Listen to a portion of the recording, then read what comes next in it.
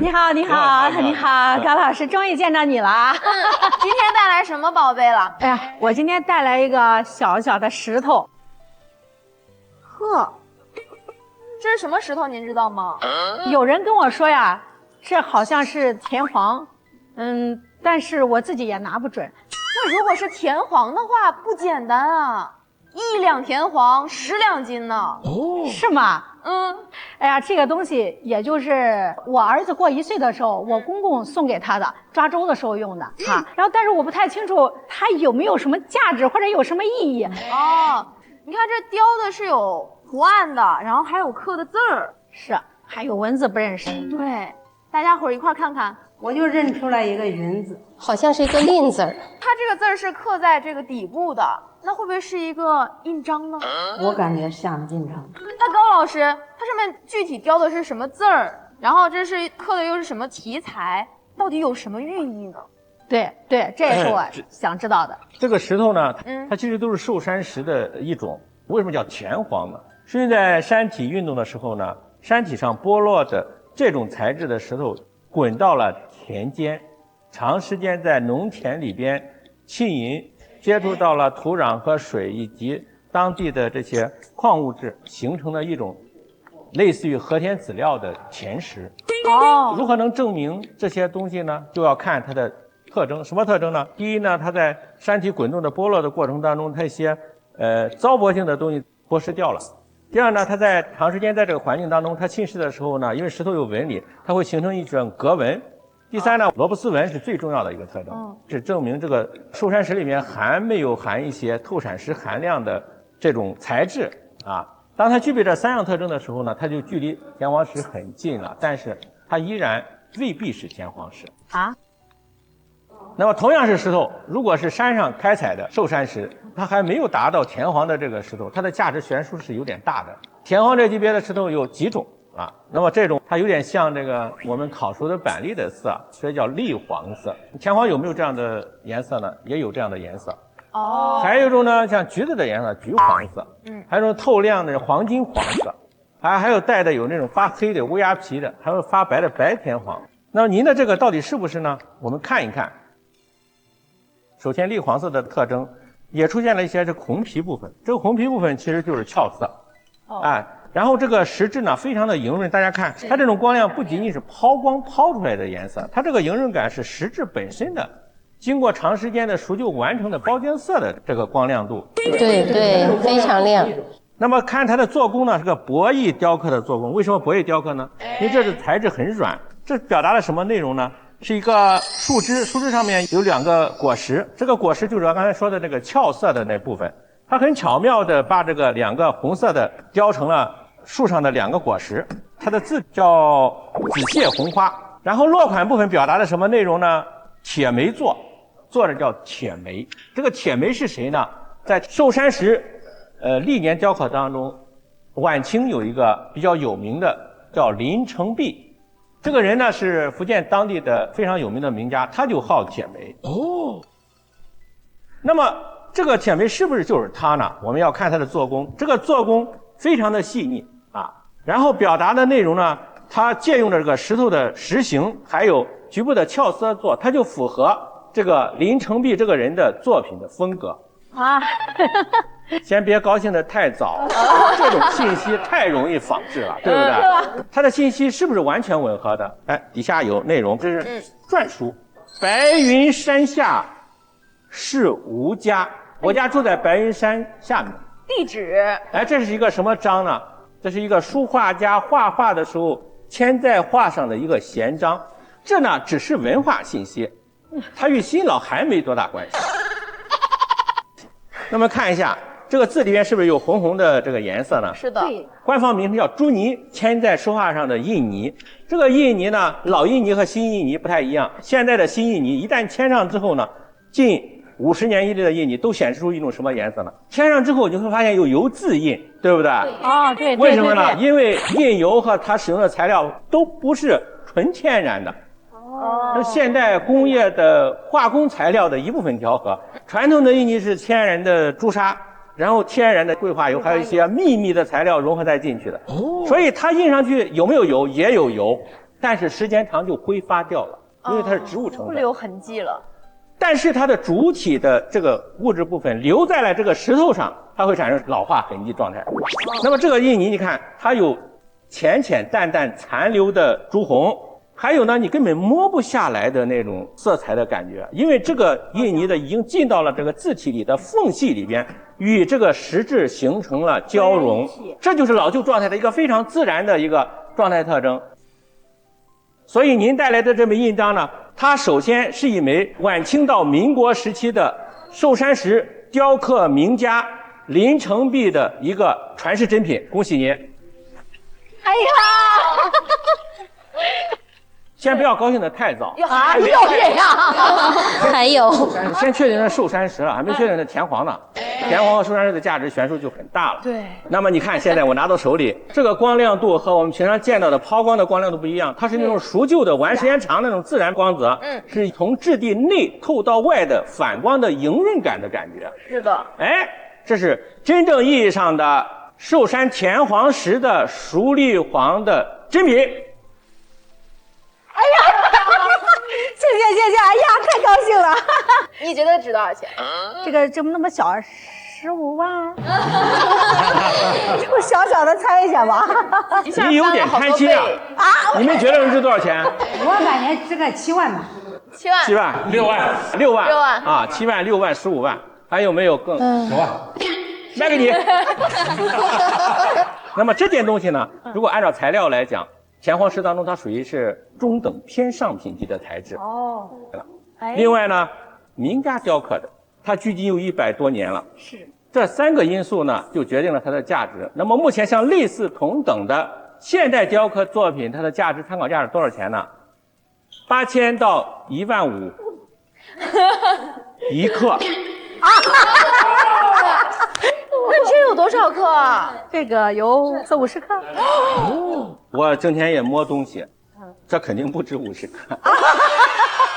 我对它的估价结合了目前市场的参考价与名家同类作品的现在的成交价，给您一个综合的参考价格，相对保守的人民币50万元。别太激动，淡定。为什么你们刚才看我一直捏着它？对，我也发现。如果啪，我没法弄，所以呢，要小心传承。传家之宝要保之、保之再保之，好吧？小心谨慎呵护。来，恭喜你！谢谢。再送您华玉之门的收藏证书，恭喜您！您从哪儿来，大哥？唐山。唐山。河北唐山。哟，大哥，您这行头一看就是老藏家、老藏友了呀。我是新手。哟，新手。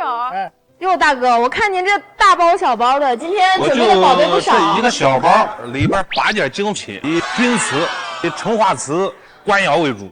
成化的不会是斗彩吧？哎，成化斗彩，并且是宫廷御制的，看着挺棒的。内蒙古独有，咱中原你见不到。您觉得呢？好东西，应该是真品，这个是无价的。您看着觉得怎么样？比较好。我看着是真的。大家伙都知道啊，那成化斗彩鸡缸杯2.8个亿呀。我的一定会比它高，不会比它低。那如果这件宝贝给你，你多少钱？给我没2.8亿。不玩这块虽说我接触时间短，但是我接触高层次的东西比较多，接触高层次的人也比较多，我非常有底气。行，那咱们就去找专家老师看看今天能不能刷新记录，好不好？刷新记录，要刷新3观。加油！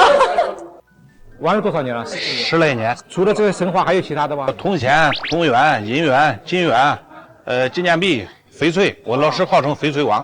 还有你这个实力很大，可是认知啊？没事，这我没文化。读过书没有？没有，我就是胆大。人有多大胆，地有多高产，对不对？将相本为重，江山轮流坐。对啊，没错。哎，你看啊，后面是什么？宪宗皇帝，庙号哪有放在瓷器上的呢？这个不怪你，因为什么？没读过书，没读过书。还有一个，你是这个成花斗彩的，哪个是斗彩啊？这颜色不是五颜六色的，我没文化。你这个误解跟2.8个亿啊，完全是相反的。所谓的斗彩就是什么？要青花勾勒轮廓线，然后青花上面釉上再填彩叫斗彩。这个是不是啊？这个叫黄地，这个叫蓝地，蓝地加彩，黄地加彩。这种东西啊，都是就是地摊上10块钱、20块钱一个啊。那还有你看的这个官是吧？你连印花跟绘画你都不知道，你看这个都是现代印刷上去的。还有什么？这个种君子，你们镜头记好了啊！看到这个屁股后面像个做旧的斑斑点点的，这种啊都是现代新做的。老的皮壳不是这样的，懂吧？我不知道你其他玩的怎么样啊，至少瓷器你不必再玩了。我看您今天挺特别的，别人都是大包小包提着藏品，您这是花花草草的，还够有意境的，怎么回事？今天是特意，然后带我自己的这个作品，还有我的藏品一块儿给老师鉴赏一下。咱们找李老师去鉴定鉴定，看看怎么样。好的，好的。老师，这是我自己种的花，因为我们家就是做花卉的，这个是送给您的。啊，太感谢，太感谢了。诚意满满，来，真心来了啊！花送过了，咱们把今天的宝贝亮出来，让大家伙儿开开眼。